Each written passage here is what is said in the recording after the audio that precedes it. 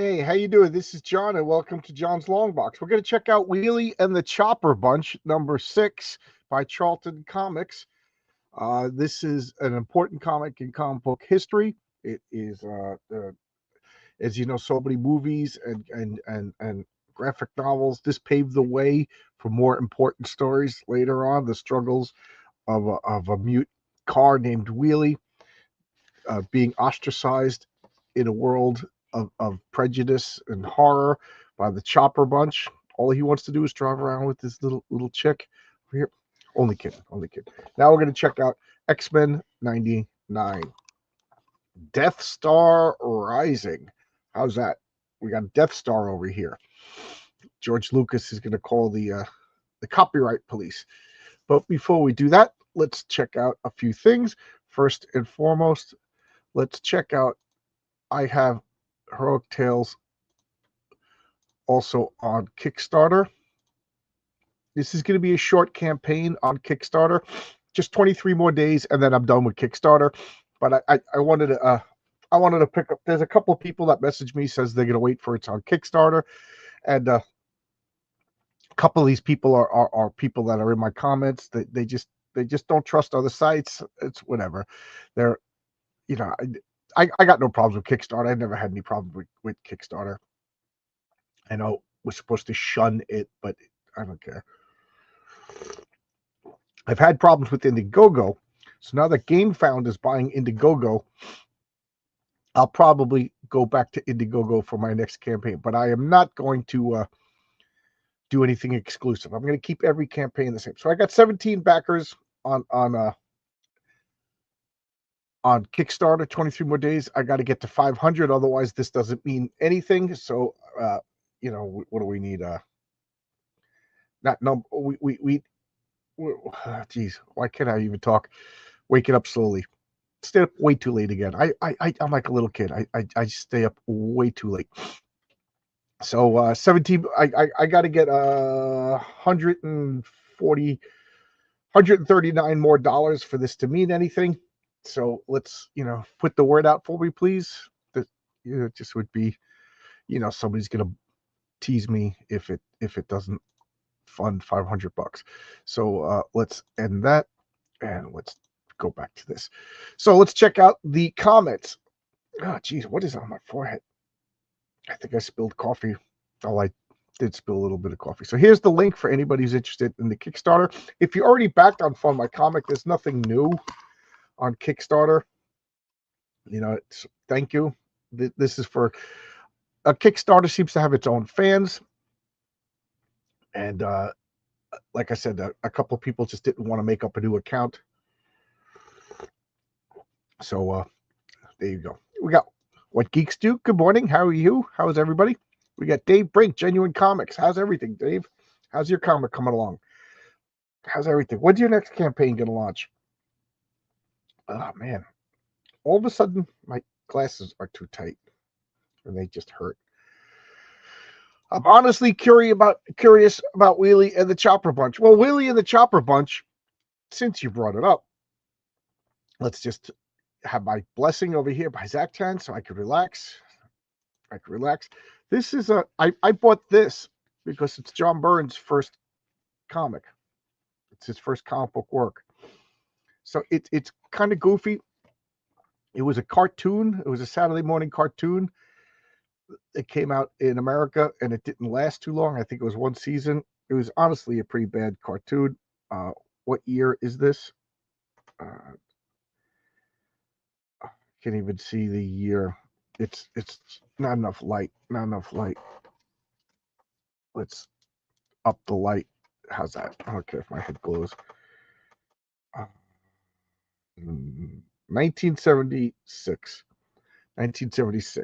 Wheelie and the Chopper Bunch. It's just, but you could see John Byrne's lines. So I'm just such a John Byrne fanboy. I had to pick up Wheelie and the Chopper Bunch. I mean, the stories are nothing. The stories are like a waste of time, but there's 7 or 8 issues. All right, so let's check this out. Again, I filibuster a little bit till we get some people in here. So Genuine Comics says, I'm hoping to launch this month. Putting the trade paperback together is more work than I anticipated. I'm real curious about that, Dave. It's no secret, and I think I told you I've been kind of like following in your footsteps over here. Whatever you do, I kind of do. Whatever like Brian Bao does, I think that's normal in this indie sphere. We see what other people that are successful at doing. Tonic Bowl's been giving me advice that I've been ignoring, and then realizing that he's absolutely right. So I will be listening to him more. But I would like to do, like, once I have like 3 issues of Heroic Tales, that's 120 pages of comics. That's a trade paperback, right? Like, how you said you're putting the trade paperback together. How many pages is that? How many pages is that? And what price are you gonna offer it for? Because quite frankly, I'm just about breaking even on both issues. So maybe the trade paperback is where I'll actually make a little money. And when I say make a little money, I mean roll it forward to the next comic, So the comic probably made more money than the TV show. Well, I don't know. Was Charlton like one of those companies that was like very popular and successful until it wasn't? I I really should do like some sort of like documentary on Charlton Comics. I'm kind of fascinated by them. How it was basically money laundering for the mob. The owner went to jail for tax evasion. It was just like meanwhile they had like John Byrne and Steve Ditko and Joe Staten all working for him. The trade will be about 192 pages. Okay, so if I have 160, so I might have to wait till 4 issues. I don't know. I'll ask. 3 issues, 120 pages. What is it? And stippling? Do you mind stippling if I show the trade the pencil trade? I need to learn how to speak. Stippling, do you mind if I show the pencils for the cards for Printer's Devil and Boaz? I'll wait. I like watching your videos of you drawing. It's relaxing in the bar. So I'll wait. All right. So let's see. What else can I talk about until show it? Okay. There we go. Let's see. Let me get it. I should have had it loaded up, but I've never been professional. All right. So let's share screen. This. And all right. So what you're about to see or looking at now, this is a 2-page spread, but as you can see, one of the things that I like to do is ask anybody who's doing art for me to do not a portrait. A portrait is just a face, right? But like a sketch for a card. So this is going to be the art that you're going to get on the cards when I finally get around to doing this story in Heroic Tales. So, and Stippling had the idea of the 2 cards you could put them together and they make like a panorama. Is that the right word? So they're each standing half. The Liberty Bell is split down the middle, and we got the Printer's Devil on the right, and we got Boaz on the left.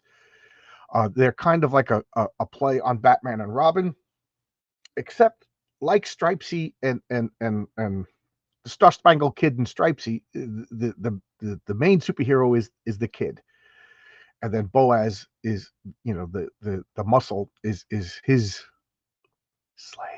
It's set in colonial, not it's set in Revolutionary War America, so the slaves are. This is pre Civil War. So oh my God, people are acting in the social mores of the time.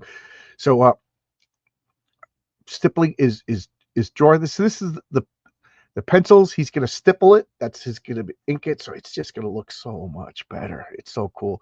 But there you go. I let's see. Can I make it bigger? Yes, I can. Let's check that out. So there you go. It's pretty much exactly what I imagined.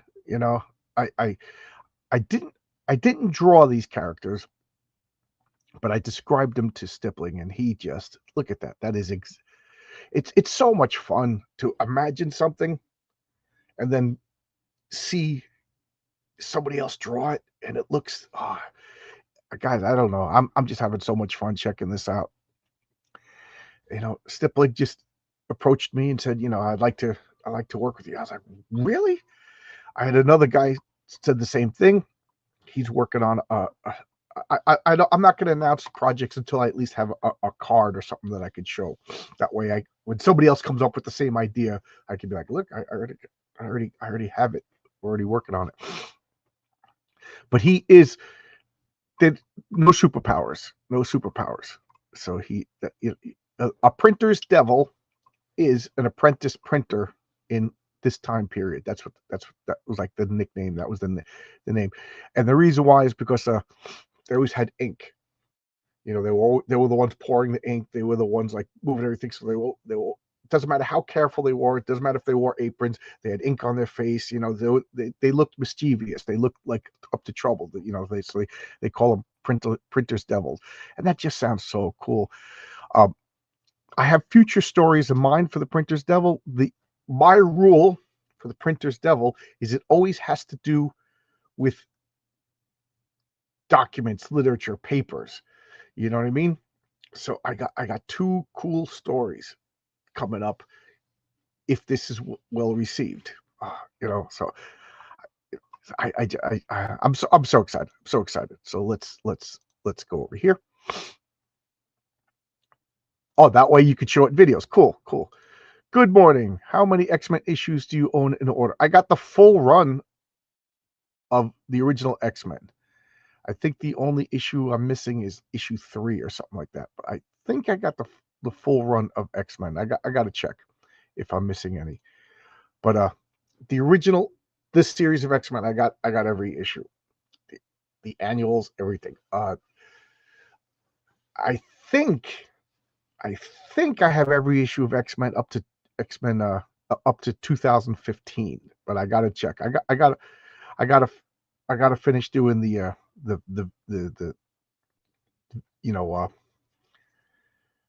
cataloging my collection videos. I'm up to box 55, and I broke my neck and I couldn't carry boxes for a long time, and then I got weak, but now I'm back. I can carry boxes again.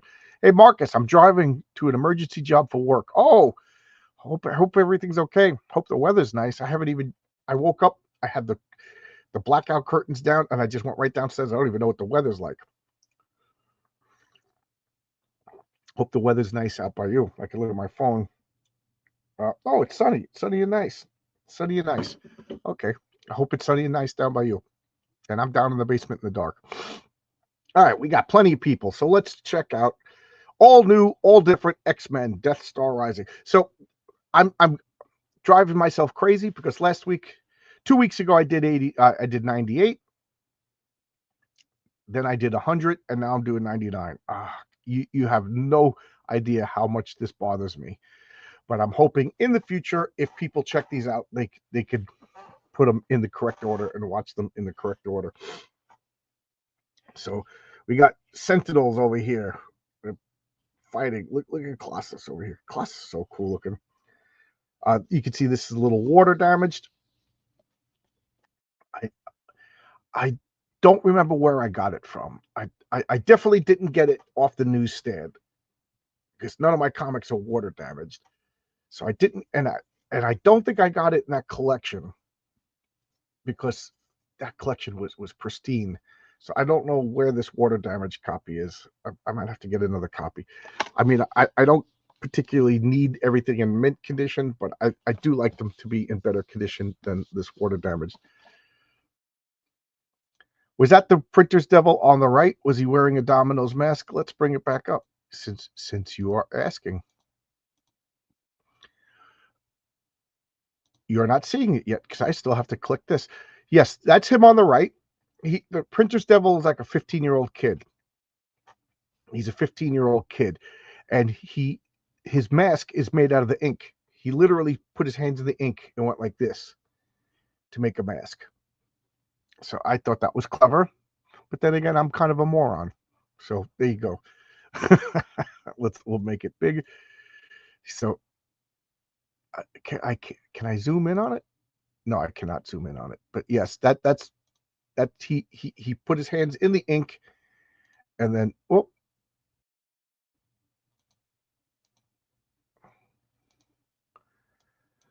now I know. Okay, so that explains to me. I just thought that would be clever that he puts, you know, he was in a rush. He was in a rush to do everything. He cobbled together a costume. I'm giving too much away, but that's what he does for the mask, because he just puts his fingers in the ink and he went like this because the rule of cool. All right, let's check this out. Let's check this out. So you guys see it, sneak peek. You got first look at the Printer's Devil. I'm so excited. Stippling is working on the first page. If you go to Stippling Vaughn's channel, Saturdays and Sundays, he makes short 20-minute videos talking about. He's been talking about the comics that he got signed. If you follow Stippling Vaughn on Twitter, he talks. He's been doing a signed comic of the day. So every day he shows signed comic, and then on Saturdays and Sundays he talks about them, why he got them signed, who got them signed, and little thing. But he's also working on the Printer's Devil, so you can see the first page. All right, so now as we remember, 2 weeks ago, the X-Men were flying up into space. Well, they were captured rather, and now they're brought to Starcore. This is one of the things I really like about Claremont's run, is he took all of these minor Marvel characters and put them in the story. So Dave Corbeau is the captain of Starcore. And he was mentioned a few times in the Avengers. I think he was mentioned a few times in the Defenders, but I think he was given his biggest role in this particular story.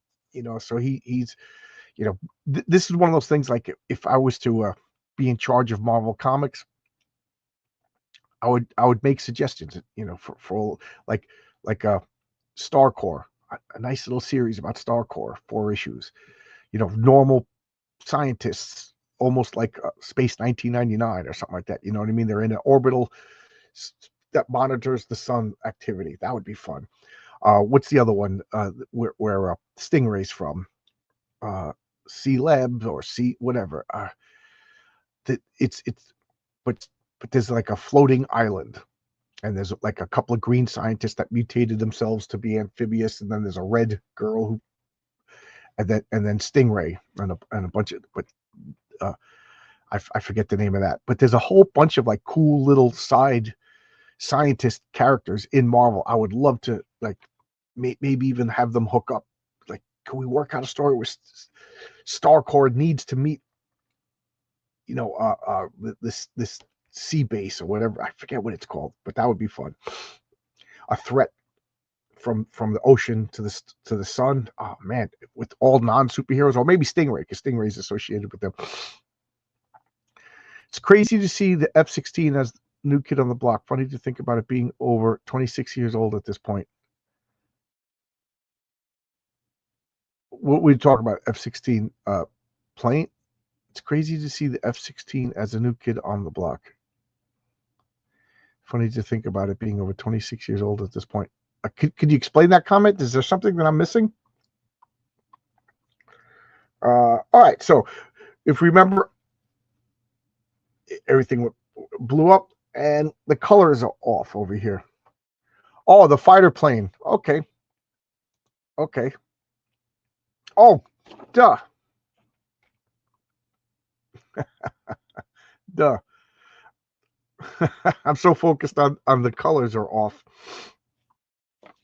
So, why are the colors off? Because they're in space and solar radiation, and the colors off. Like, look at Wolverine over here. So let's look at the credits. We got Chris Claremont, author; Dave Cockrum, artist; Frank Chiara, inker; Irving W, letterer. Why can't I read? Michelle W, colorist; and Marv Wolfman, editor. So Death Star Rising. And what year is this? 1976. Oh wow. So 76. Star Wars came out in 77. So George Lucas, you ripped off X-Men. So we got Jean Grey, we got Wolverine, we got Banshee. What is Banshee? He can't scream in the vacuum of space. So things that have changed. The mutant Sentinels over here. I got to say I'm not too fond of the art in this. I don't think this is a good matchup for Dave Cockrum, and I think the inker is diminishing his art rather than enhancing his art, which is the number one thing an inker should be doing. I mean, look at that. So I mean, Cyclops over here, he looks lumpy and mushy. So you say Banshee, Wolverine, and Jean aren't on Earth, Dr. Corbo? How can you be sure? Yeah, I'm not. That's where Cerebro comes in. It's imperative that rescue be affected before mutant life functions terminate. So over here we got the Sentinels talking. Over here we got Dr. Corbo and Cyclops talking.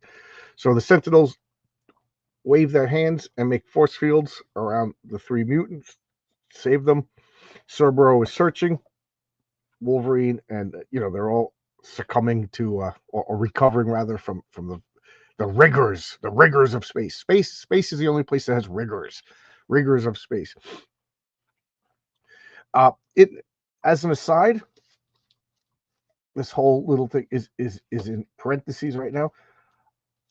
Justin Nava, a longtime viewer, sent me this.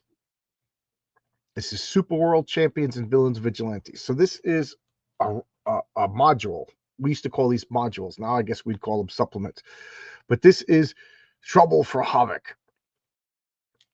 And it is a set of adventures for Super World role-playing game, Villains Vigilantes role-playing game, and Champions role-playing game. So pretty cool. So, I got to check this out. I got this yesterday. And yesterday was a busy day. So Fantastic Four. Then my buddies came over with his kids, and we played Divine Right, an old TSR chit, meaning cardboard chits, fantasy war game, and it's complicated, broken, long player turns, and I absolutely love it. I had so much fun. I was crushing. I was the elves, and I had a doctrine of elven supremacy, and I was just rushing.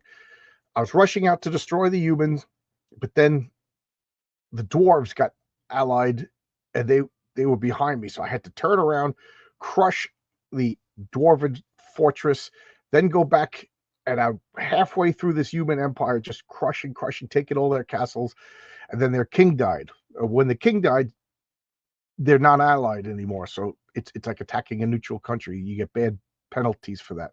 So I had a card that allowed me to usurp the throne. So I played the card, took over the kingdom that I just I love making the story. So the elves crush the dwarves, run into this human empire, destroy half the empire, then force themselves onto the throne and take over. And then the remains of that empire was rushing towards the goblins, which was played by Jimmy's daughter. And I had 45 points. You get points for every castle you destroy. And the main way you get points is if you take out a player, you get 70 points. And then the game ends, and whoever has the most points wins, because you're not going to sit there for 4 more hours. Player just like you. So we house rule it that when one player ends, we tally up the score, or we play till the allotted turns. There's 20 turns. So we were on the 15th turn, and Emily's fiance killed Jimmy, his father-in-law.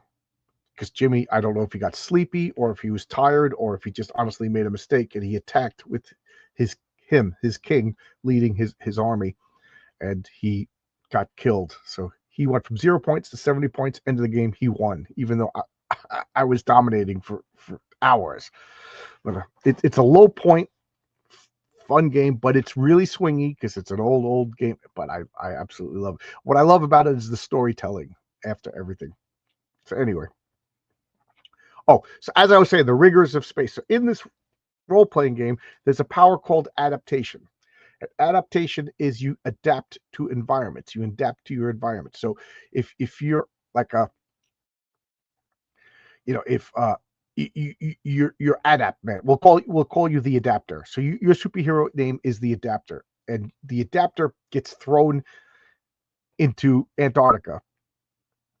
He's not going to take any damage from the environment of the cold because he's adapting to it. So the way I play Village Vigilantes is the rules tell you what the power does, but the player gets to decide how it actually works. So some players, when they have adaptation, they just think it's cool. They just adapt to the environment. They just look cool. They're walking through the snow. Other players like it that they change. So like maybe they'll grow fur, so they're protected from the cold. Then the teleporter teleports the Adapter into the bottom of the ocean. He adapts to the environment. He's not going to take any damage from the environment. But the bottom of the ocean, lack of oxygen, that's one hazard. The other hazard would be pressure. And the third would be dark and maybe even cold. So that is more strenuous than being in like an Arctic condition. So it requires more energy. So then the teleporter throws the Adapter into outer space. What would be the rigors? Well, vacuum, no pressure, so lack of pressure, radiation, cold, so that is more extreme. So the more extreme the condition, the more it takes out of you. Getting thrown into the sun, pressure, gravity, radiation, heat, all the things. So the Adapter, the more harsh the environment, so you could tucker out faster and faster. So I'm just thinking, like, what would be the rigors of space? Obviously, no pressure, vacuum, radiation, extreme cold. So there's 4 extreme conditions that a human being can't survive in. So I just like thinking about that. And believe it or not, I'm always thinking about stuff like that when I write my comic books. You know what I mean? I literally write a character sheet for them. So they have rules. How much, like, I know exactly how much the patriarch could bench press, how much he weighs, how fast he could fly, like in exact numbers, things like that, because I wrote out his character sheet. I assigned him stats. I know what level he is. He's 20th level. In Heroic Tales 1, he's 20th level. He's been around. Rule of thumb, you go up a level a year. So if I have a character that was like, okay, this guy's been a superhero for 9 years, he's 9th level. And then I give him all the training bonuses, modifications. I make the character sheet before I write the script. That way it seems consistent. So I don't know. I'm just thinking about that. Dave, I love your comics. I'm just curious. Do you do anything like that? Do you write down exactly what their powers are? Do you wing it? Because so many times in the comic, you just get the feeling that guy just, Spider-Man can't all of a sudden lift that. But there's also a mechanism where they could exceed their limits. And believe it or not, I roll dice when I'm writing the script. Okay, the patriarch is exceeding his limits now. His eyes are glowing. He's invoking this rule that he could go mad. And I roll the dice. I actually know what the percentage is. And okay, he went a little crazy. And the more you fail, the crazier you get. So I do have like a little element of randomness when I'm writing my scripts. Like, oh, he went mad. Okay, how would that show in the script? But then there's a way to de-escalate the madness. And the patriarch is really good at that. That's what his family is. That's what, his home base is. Believe it or not, you know who is another character that will never go mad? It's King Fu, because Elvis keeps him grounded. He thinks about Elvis. What would Elvis do? How, things like that. You got to have something to keep you grounded. There's a couple of superheroes that haven't got. There's about 5 major superheroes in my world who are as experienced or more experienced than the patriarch, who never went mad. Most of them go mad sooner or later. And there's a whole government team that you haven't seen yet that culls these mad superheroes. Okay, now way out of the way. So now I'll talk about the page. Do the comments. Yeah, that is bad inking. Yeah, not a big fan of this inking. Without the beard, you remind me of Joe Pesci. Hey, am I a clown? Do I amuse you? Do I amuse you? You love playing Champions. I never played Champions. Never played Champions. I think I have a Champions rule book. I know I went and I bought all the superhero role-playing game rule books to poach rules and ideas and powers and things like that. So I probably have a Champions rule book somewhere. I got to go check. This coffee is delicious today. Have I ever played City of Heroes? Yes, I did. I really liked it. I thought it was fun. I'd like to play it again. I would like to play it again. RJ Williams is here. Call Sign Orion. Everybody go check out Call Sign Orion. It's being drawn by Luke Stone. It's being written by RJ Williams. And anybody who buys this comic book will go on a date with his redheaded friend. She really wants to make sure that this comic book succeeds. She will fly to your house, cook you breakfast. Adaptation was a Darwin's Power from the X-Men. Yes, and it drives me nuts because you're not going to believe it, but I had a character named Darwin whose main power was adaptation, and he had the adaptation so that if he was thrown into the ocean, he would sprout gills. If he was thrown into the Arctic, he would get furry. You know, if he was in the dark, his eyes would get big. You know what I mean? Because I wanted him to be like animalistic. And then when I saw that character, I mean, I'm talking. I've been playing Village Vigilante since like 1983. You know, I'm like, nobody's gonna believe me. Nobody's gonna believe. It's funny because I had a female android character named 10 because she was perfect, and she was vastly powerful. All of her stats were above human peak level. So you play Village Vigilantes, you roll 3 dice 6. So the best you could roll when you're starting out is 18. I arbitrarily decided that 20 is perfect. So Captain America would have 20s in all his stats. Well 10 has 20s in all of her stats. So she's perfect. Oh man, she was. So I found her character sheet and I took a picture and I sent it to Dave and he was like, freaky. She's even an android. I want to be in a V&V campaign. Yeah, come on down. We have to play in person. You know, I don't like playing by Zoom. So come on down. Come on over to my house. We'll play. I'm the adapter. I adapt the environment of my preferences. Good. What is the max level for V&V? There is none. Like, look at it this way. Look at it this way. Captain America. I would say Captain America's 20th level. 20th level to me is like legendary level. You know, so like Captain America is 20th level. Spider-Man would be like 15th level. You know, the sidekick has to be like half. So the sidekick would be like 7th level at the best. And I also have a rule that every level that a sidekick goes up, they have a 10% cumulative chance of going free, going solo. So like for the sidekick rules, when you get experience points, you share your experience points with your sidekick. However you want to do it, like, because the sidekick is one of your powers. Just like there's a power called companion. So you have a companion. That could be like Kazar has Zabu, the saber-toothed tiger, or like I know somebody had a robot companion, but like Johnny Thunder had the genie. You know, depending upon how you spend your points, your companion could be super powerful. Like the Printer's Devil's companion is Boaz, and Boaz is the ass kicker. You know, so but you get the experience points, you divide them. You can make yourself better or you can make your companion better. But your companion, as it levels up, it gets a chance of wanting to become its own character. So you know, like Robin sooner or later left to become Nightwing. And also, if you die, you automatically have another character, or you could, you know what I mean? I don't know. It's stuff like that I just like. That's all house ruled. So Batman Year One would be level 1. Batman Final Crisis would be like level 20. Yeah. Batman, Superman, but Galactus would be like level 100.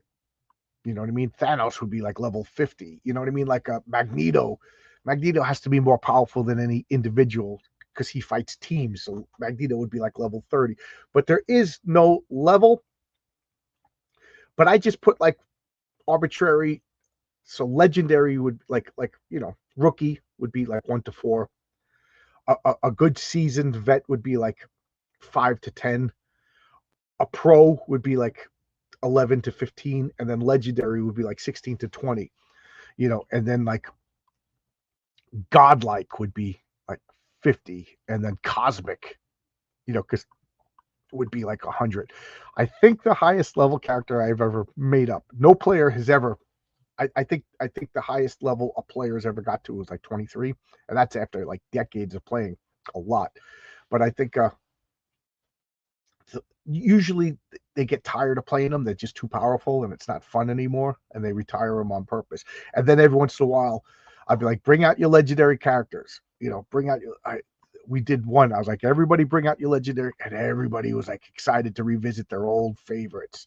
And we did. I basically made a Thanos villain, and it was like, if you mess up, this world gets destroyed, and they know me. That means the way we play the game is fundamentally going to change, because the world ain't going to get the stakes were high. That was fun. Oh my god, because that was a lot of fun. Yeah, and I'm not talking about it because the germs of that idea are one of the major events that Heroic Tales is heading towards. Is that Colonel Sanders down there on the bottom? Yeah, the Sentinels want the fried chicken. They want to know what the herbs and spices are. Why don't you crowdfund V&V? Because it's still owned by Scott Bazaar and Fantasy Games Unlimited. I actually called him. Somebody, because I ran a Villains Vigilantes forum for years. Somebody gave me his phone number. I called him and we talked on the phone, and he gave me permission to use the Villains Vigilante symbol on my cards, and to use the stats and talk about it and unofficially align myself. He said he was going to promote my comics on his website, but he hasn't yet. I got to remind him. And then I said, email me so I have it in writing.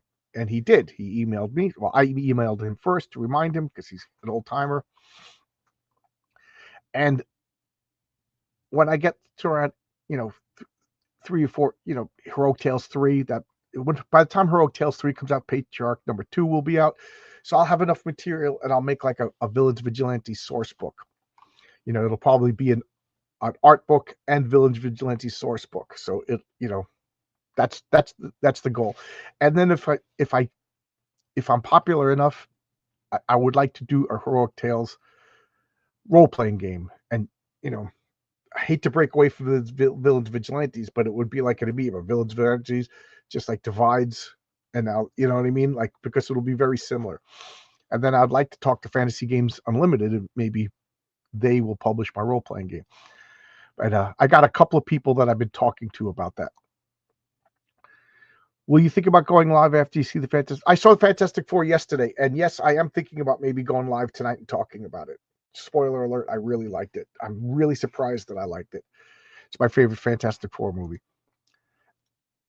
Being said, it's different. I think because I lowered my expectations, but I liked it. I have a lot of problems with it, but I have the least amount of problems with this Fantastic Four movie out of all the Fantastic Four movies. This one felt like the comics. And Crenshaw says, good morning. Crenshaw. All right, let's get back to the page. So, what's his name? Why can't I think of his name again? I'm forgetting, but he's the main bad guy over here, Lang, and he's just like gloating over the capture of the mutants, Shield's orbital platform. And then we got Chuck Schumer over here. That's what it looks like. Dr. Peter Cobo. I said David Cobo. David Cobo is the actor. So we got the news, the talking head explaining what's going on. So for the first time in the New Mutant, the new X-Men time, we see this anti-mutant hysteria. So we got, this is supposed to be Geraldo Rivera. The inking is just terrible. I don't know who this is. Oh, this is Robert Chambers, federal judge. So he's got to look like, I say, those mutants and bad. So sorry to interrupt, Geraldo, but we have an up-to-date StarCorps. I was saying something else. Yes, StarCorps. The StarCorps launch shuttle. The astronauts are going up to StarCorps. So what are they doing? I'm talking so much, and I'm not saying much. This is bringing us up to speed. typical Marvel comics of the era, because comics were at the newsstand. Marvel understood that everybody was a crazy collector like I was and needed every issue. Sometimes you just found one and bought it, and it was in the middle of a story and you didn't have the issue. So every issue brought you up to speed, gave you all the information. So they're having a conversation and they're watching the news. Nice organic way to bring the reader up to speed. Perfect. All right, I'm going to turn the, no, I'll address the chat. Pascal kept me away from yeah, I can't stand that guy. There's just something, you know what's funny? Is it's like generational.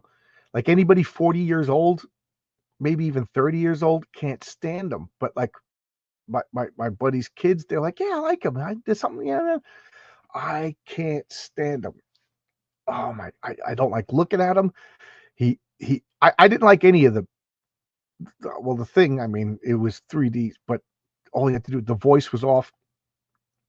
But I didn't like any of the four actors that played the Fantastic Four. So and it's funny that Liam Gray plays the Mole Man, if you know who that is. How do you feel about Mutants and Masterminds 3rd edition? I didn't play 3rd edition. I don't think. I don't think I've ever played any edition of Mutant and Mastermind. Now I can think about it. I think I can see both sides of the Superman movie. I'm off to church. Okay, yeah. The Superman movie is really divisive. Really divisive. The Fantastic Four movie is just like, yeah, it's okay. You know, I just didn't want to be preached to, and I love the Fantastic Four. So I was like, I gotta go. Once I found out I wasn't preachy, and it wasn't, it's actually pretty pro-life. Watch the movie and think about that. It's very pro-life. All right, let's turn the page. Slim Jims, custom vans. Have you seen this coupon before? Yes, you could see the water damage over here. Have you seen? All right, so now we're in the story proper. These guys are flying up to the StarCorp or the Shield orbital base, and then from the Shield orbital base they go to StarCorp. I love that they have a company-wide continuity. In the Avengers, they did the same thing. They go to the Shield orbital base, and the orbital base looks the same. And then from there, they're launched to other, space stations, StarCorp being one of them. I just love the continuity of this era. It feels so good. So Storm is freaking out. She's confined. Later on, she becomes punk rock Storm not because she went to space, but because she went to space for so long. So she's in space for a short time, not enough to trigger like this personality change, which I thought was just phenomenal. So we got Peter Corbeau over here talking with Cyclops. We got Nightcrawler up here. Colossus is kind of freaking out. T- counting. Peter, are you God's below? Mikhail, what is it, my friend? Sorry, Tarvarich. I'm sorry. I was afraid. I sit here inside a rocket, and all I can think of is my brother Mikhail. So this is the first time Mikhail is being mentioned. A test pilot, one of Russia's first one of Russia's first cosmonauts. Mikhail dying, my friend burning to death on a Baikonur launch pad when his rocket exploded. We were so close, Mikhail and I. We were all we had. And ever since that day, I understand Colossus. I remember the Apollo 1 fire and the friends I lost that day. T-1 minute, counting all systems go. So we got a little bit of character building. We mention of another family member. Colossus's brother, Michael. Colossus also has a sister, Ilanya, that we already met. And, later on that becomes a character in the comics themselves. So everybody's thinking about their own personal demons. Just look at this. The inking is just terrible. I can't lose Jean. We've come through so much. Calm down. I'm freaking out. The power of Colossus means nothing. This must be how Mikhail felt. Poor Colossus. He's terrified. So I just like this. He's thinking about the mission itself. We got to go. We got the damage to the world from Starcar being taken over by Sentinels, blah blah blah. He's thinking about his teammates. She's thinking about her weakness, which is claustrophobia. He's freaking out because of his brother, and then Nightcrawler over here is thinking about his buddy Colossus. I hope he's okay. You know, nowadays they would make Nightcrawler gay, because how a man thinking about another man in a non-aggressive way, they must be homosexual. But because we don't understand friendships, because we have problems we have damaged psyches. But Nightcrawler is truly a good guy, just really concerned about his friend. And then we got, drawn from reference over here, no 3D models. So obviously Dave Cockrum looked at how a space shuttle was launched and drew it. I just wish Dave drew this. The inking really is diminishing it. Stippling Vaughn. I never knew when new books would be out of the spinach, but yeah, Stipling's got my back over here. Yeah, back when we were a kid, no internet. I didn't know about Overstreet guides. This was before comic book stores were a big thing. There were comic book stores. This is another one of my pet peeves. I'm getting attacked sometimes by who's, because I did say,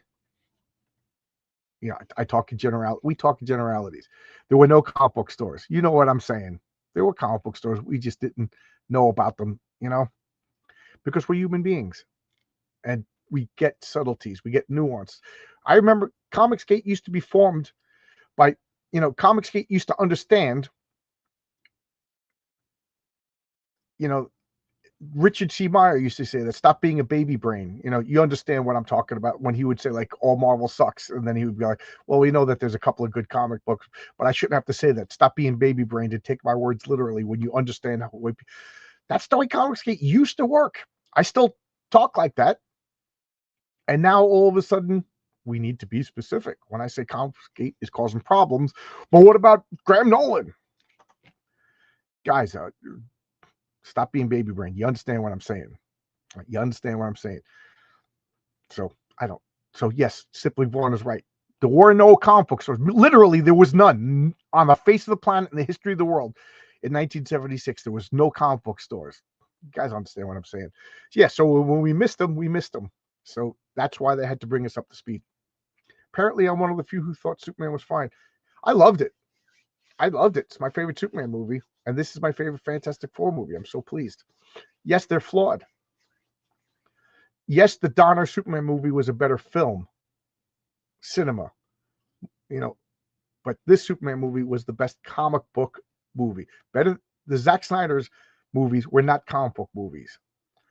They were made for adult, movies. This Superman movie was a movie that remembered that Superman is for kids. This Fantastic Four movie remembered that Fantastic Four is for kids. Yes, they got things wrong, but then again, they got Thanos wrong. They got every like Doctor Strange. They did a good job for Doctor Strange, but he was wrong. Thor, they got Thor, but he was wrong. But now Galactus has to be super, super accurate. You know what I mean? The Hulk was wrong. All of the MCU is different.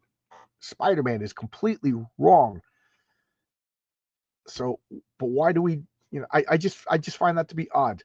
Galactus was portrayed different than the comics, in that he Sue was able to push him back, and he was walking through and knocking over buildings like Godzilla. Okay, yeah. But Thanos wasn't a dumb environmentalist idiot in the comics. And Wanda wasn't a psychopathic murderer in the comics. I'm trying to think of all of the things that Captain America wasn't a guy who wore black and had a pointy shield for most of, you know what I mean? Like, they do them all wrong. I mean, then we got Sam Wilson as Captain America. That's so wrong that everybody's calling it out, but you get my point. The closest thing we had for a comic book store was the flea market. I used to love going to flea markets. I probably got this in a flea market now that I think about it. I used to love going to flea markets, and among the wicker basket salesmen and the guy who sold the giant pickle, there was always a guy who just had boxes of comics. I loved. My mom would just plop me. I would sit down. She would go off and do whatever she did, because she knew me, that I would still be at that box when she came back, with like a stack of comics. And then they were my babysitter. She would pay like $5 for babysitting me for 3 hours while she went around. She liked it. I liked it. There we go. Kung Fu and Karate. Demaro instructor Toyotaro. I just had an idea. From now on, every time I see one of these martial art guys, I'm going to write down their name, and I'm going to make a team of all of these old karate guys. That would be fun, huh? Count Dante, Toyotaro Miyazaki, the Yubi, and they all just like shout the names of their techniques. Okay,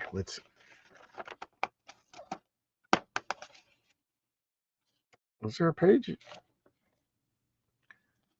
Yes. See, it's water damage. So the space shuttle is going up to the shield base. This is Starcore 1. It's in orbit around the sun, and it monitors the sun. Hillary, that sun flare. That's Hillary. Oh, I guess that's his last name, like Hillary, the guy who explored Mount Everest. Look at that. They all got intense looks on their face. They're all yelling and screaming. Then recalibrate, Colonel Kutsovov, and fast. The way all Sol's acting up, we got no margin for error. Come on, Dimitri. What's holding up those solar forecasts? They're coming through. They're very bad. They're worse than we anticipated. Oh, no. Everybody's got an intense look on their face. Here comes the shuttle. Colossus. I feel very strange. I almost wish that's a mild form of space sickness, Colossus. Your body's reacting and adapting to zero gravity. Nothing to worry about. It's kind of odd. He should have, no joke intended, an iron constitution when in that form. So I think Nightcrawler should be the one getting space sickness, or Cyclops. Cyclops is always intense. I could see Nightcrawler. He's a little bit more frivolous, but Colossus in that form, I don't know. Shouldn't get it. So what are we doing? We're setting up a subplot over here. This is one of the things that made Chris Claremont Comics so fun, is we got all this intensity, everything's going on here. Boom, subplot. So this is story B. Guys going to the post office in the village of Dalroon, a half-hour drive out of central Dublin, a small village off the beaten track. So we're in Ireland now. What's going on? We're in Ireland. So that the story has to involve Banshee somehow, right? So this guy's going into a bookstore. My name's Flaherty. I'm a solicitor. This letter of mine from a client of mine in America. It's imperative I get to him without delay. You understand me? That's about the best I could do for Irish accent. He goes, now for the last time, close the door. So he goes out in the rain. Guy over here. What's going on? Oh no, a stick. Shoots him. Cousin Sean, you'll never stop Black Tom, won't ye? At least you'll die trying. So, ta-da, we're introducing Black Tom Cassidy into this. So Banshee's nemesis is now going to be an X-Men villain. Ta-da. And we already know he's willing to commit murder. So there you go. Marvel goodies. We got the Mego action figures. These were cloth costumes on plastic bodies. I had Falcon, Captain America, Spider-Man, the Lizard, Iron Man, and the Hulk. I do not think I had the Green Goblin. I also had Reed Richards, The Thing, Johnny Storm, and I couldn't get myself to buy the Invisible Woman because it was a doll. The rest of these were action figures. The Invisible Woman was, so I don't think I had the Invisible Woman. Rules for kids. All right, no comments. So here's the Shield orbiting space station. What's going on? They're coming in. Look at that face. All angry. Dr. Lang, the mutant detector. It's going crazy. That ship out there must be crammed with muties. Heads up, troops. We've been rumbled. Bogies at 12 o'clock high. Coming in fast. Everyone into the full pressure suits. What about Colossus? He has no pressure suit. If we're hit, he won't stand a chance because he wrecked his pressure suit when transformed. So now we got Sentinels coming out, blasting the ship. Storm can't do anything because there's no atmosphere for her to manipulate. She's getting sucked out. Colossus is getting sucked out. Explosive decompression. So what does he do? He just rams the shield base. Rams the shield base. Scapata. Damn. Storm is flying out in space. Here comes a Sentinel. Unless he goes, a Sentinel coming straight from, and I'm stuck here, helpless as an antelope before a lion. Unless I'm mistress of the wind and storm, what if my power includes the cosmic storm as well? A slim hope, but if I could only fly on the solar winds, and I can. So, further proof to me that Storm has the power of flight. I know this is weird, but I can't help but think of things in terms of my role-playing game. So she has the power to fly rather than, they just describe it as the winds lift her up. I mean, in space, all of a sudden she could fly. So, Sentinel. Oh, ho, Sentinel, you thought me an easy target. With therefore, Machine Storm gives you what you give me and more. I'm being buffeted by energy matrices. This unit so she uses the solar radiation, the cosmic Van Allen belt. She manipulates that and fries the circuitry. Pretty clever. So the Sentinel goes flying off. Storm is now clumsily flying through space. Inside the ship, look, the coloring is really off. We got Colossus throwing debris into Sentinels. You can kind of see the Dave Cockrum. Man, is this art terrible. Art is terrible. Cyclops is literally just being squeezed over here, and Nightcrawler is. I'll not let you hold Cyclops for long. Just look, the coloring is off, the art is off. Man, they really dropped the ball on this one. They must have ran out of time. And the art is outstanding in the next issue. So all I can think of is Dave did the pencils, and they just handed it off to Chiara to finish it so that he could spend a lot of time doing X-Men 100. That's all I could think of. Wow, did everybody die? There's no comments anymore. I'm that boring. Oh, High Lord Zart. I think they really want to make her a cosmic character like the Phoenix, but do not want the baggage. I just think that it's. I don't know if they want to make her cosmic or anything. I just think it's pretty clever. It's pretty clever of Chris Claremont, like adapting her powers for a new environment, and showing that, like, if she went to Mars, like, she would be able to manipulate the weather on Mars. I don't know. I kind of like it. Now, what I would do, yeah, I'm so arrogant, I'm going to correct Chris Claremont here, it's a lot more effort to do this. So I would have her straining, struggling, sweating to use these new unfamiliar powers in such a bizarre environment. I mean, it's space. We call it the vacuum of space, even though it's not quite true. What do they say, that there's 1 atom per square foot or something like that? But for the most part, there's not a lot of material to work with. So she would have to be really straining to do all of these things. And then maybe she wouldn't have the finesse. So, like, she's doing this to summon up this electrical surge from all the cosmic energy. It would just be, wow, that was way too powerful. Like, you know what I mean? She doesn't have the fine tuning on it. When she went to Mars, it would be, because if it's a weaker atmosphere, be more of a strain, but at least there's more stuff to work with. That's what I would do. Let's turn the page. Yes, it did feel like 2 pages. So we got the X-Mail and the Mighty Marvel checklist. Let's check out the names. I always like Peter Sanderson. That sounds familiar. Janella Smith. Murray Bogman has that for a name. Daniel Rasco. Big things are coming from Marvel. Watch them. Enough said. All right, we got this kid over here. This always drove me crazy. It's obviously Thor, or repurposed Thor. Get a badge in conservation. Get a badge in auto repairs. Did anybody take them up on this offer? Auto repairs. Get this big book on auto repairs. New for 1976. So Nightcrawler just rescued Cyclops. They're jumping down. I like this. Nightcrawler, they showed his agility. Ping, ping, ping. I always like when they do that. Ching, ching, ching. Cyclops is jumping around. Cyclops so far has done nothing. And here's Colossus. So he's standing on this. Nightcrawler uses his momentum as a lever and Rock'em Sock'em Robots. You know, he hits him right in the jaw and his head pops up. That is literally Rock'em Sock'em Robots.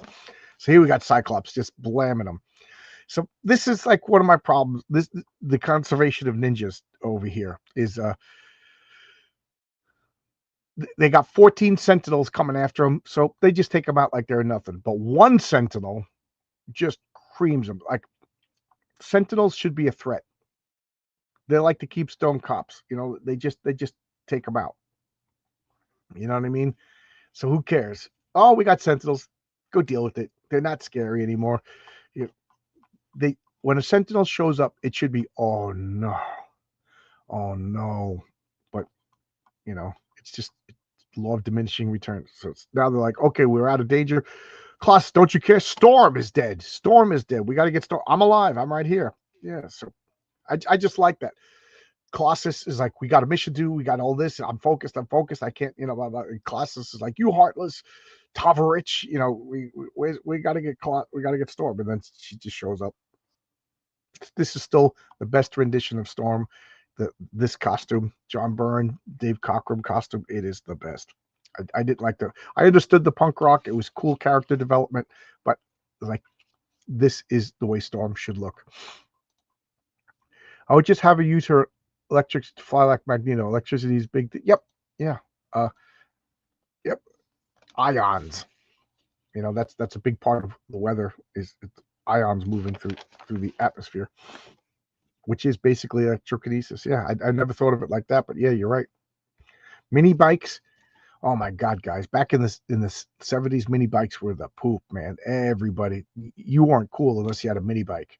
Just driving around through the city on mini bikes was a lot of fun. A lot of fun. Skateboards. See, this is the way skateboards looked when I was a kid. They were long and narrow, and then when my older brothers had skateboards like this, and then they kind of went away for a while, and then they came back and they were wide. And I always thought the wide ones were like cheaters. You know, the skateboard's supposed to be skinny. But what do I know?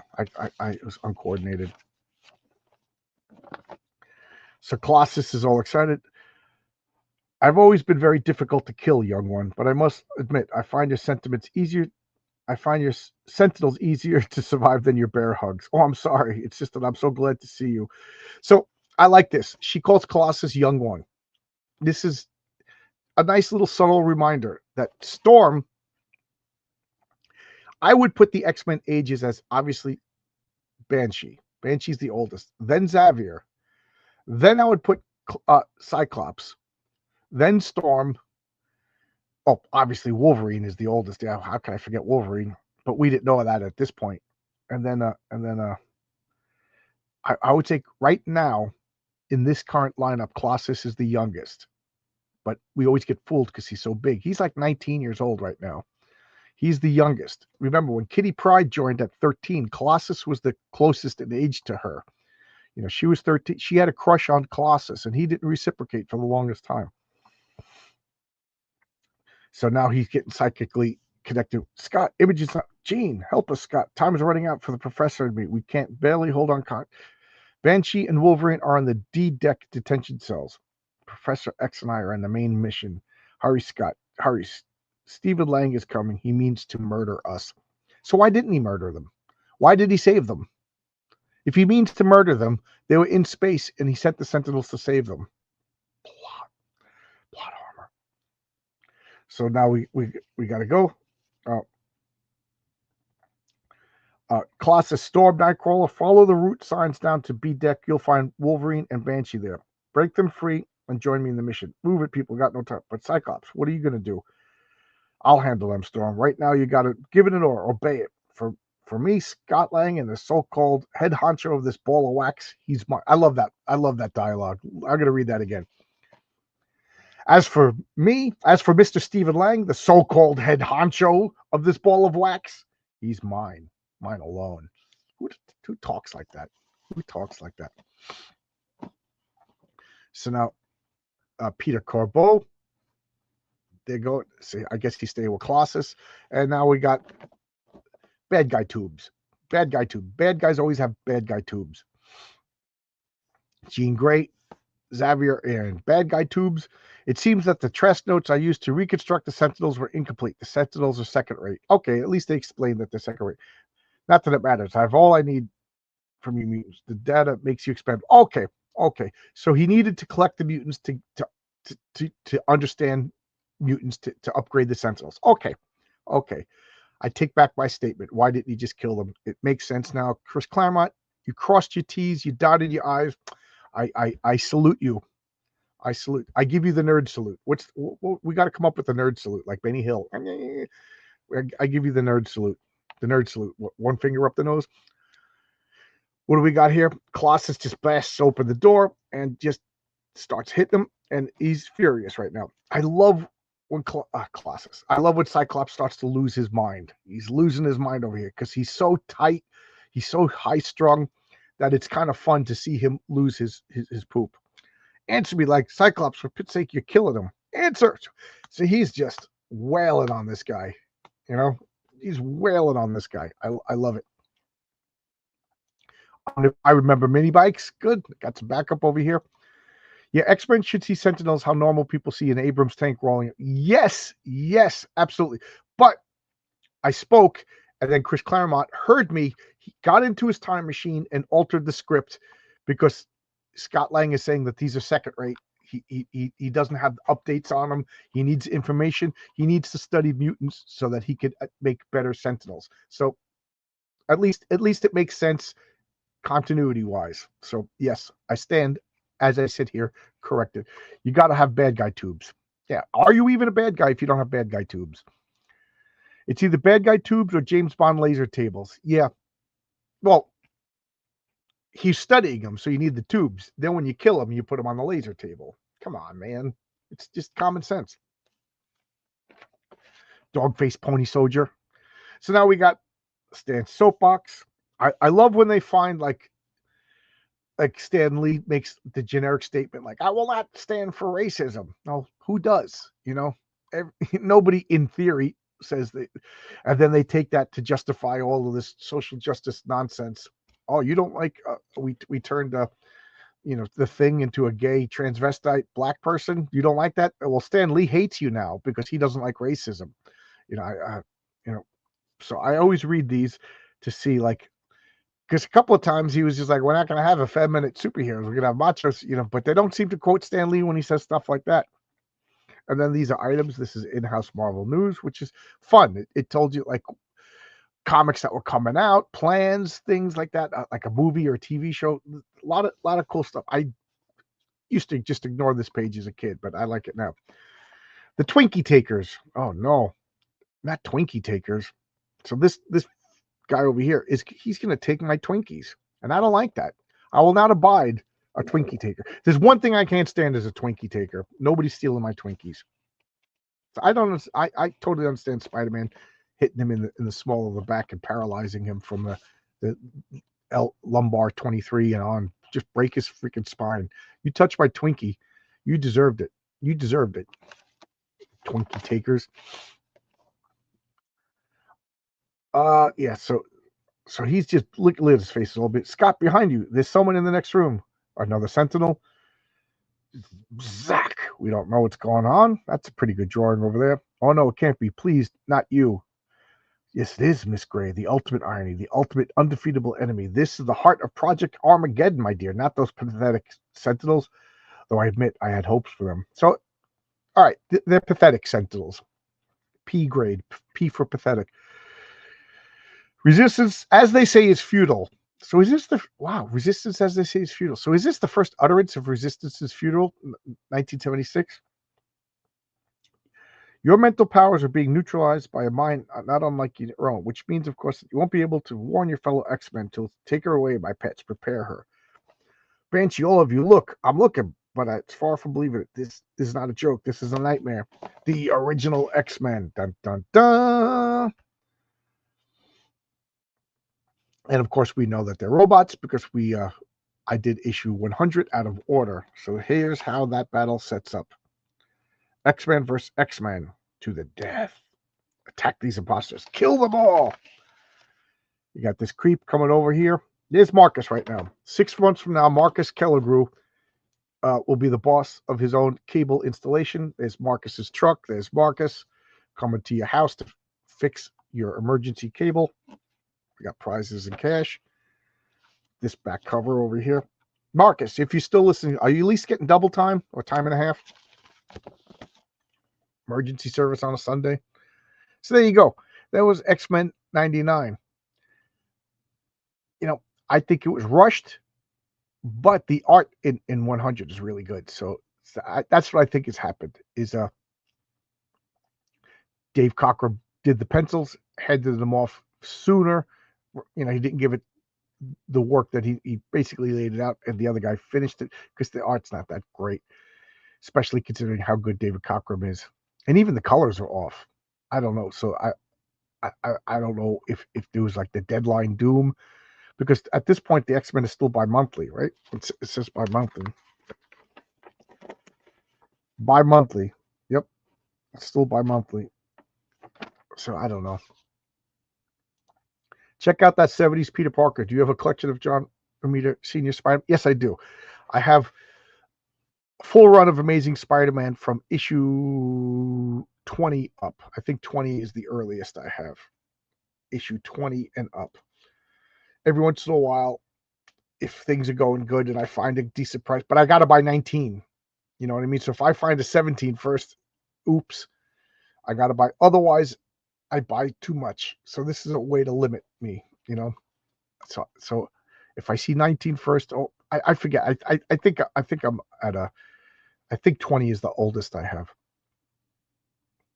Did you say Marcus was a creep? It's the van, right? Nah, Marcus is awesome. So there you go. That's X-Men 99. What else do you want to talk about? At this point, I shut down the video. I've been talking for an hour and 13 minutes.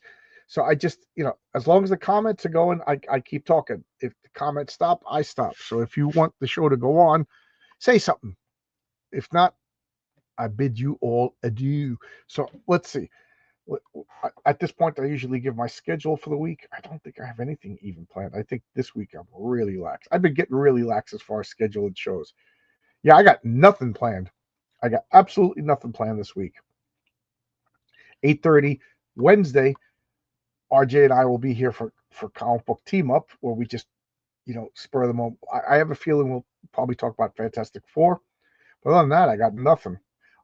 Friday at 8:30, it's clobbering time. We're gonna do Indiana Jones versus James Bond, but other than that, I got nothing.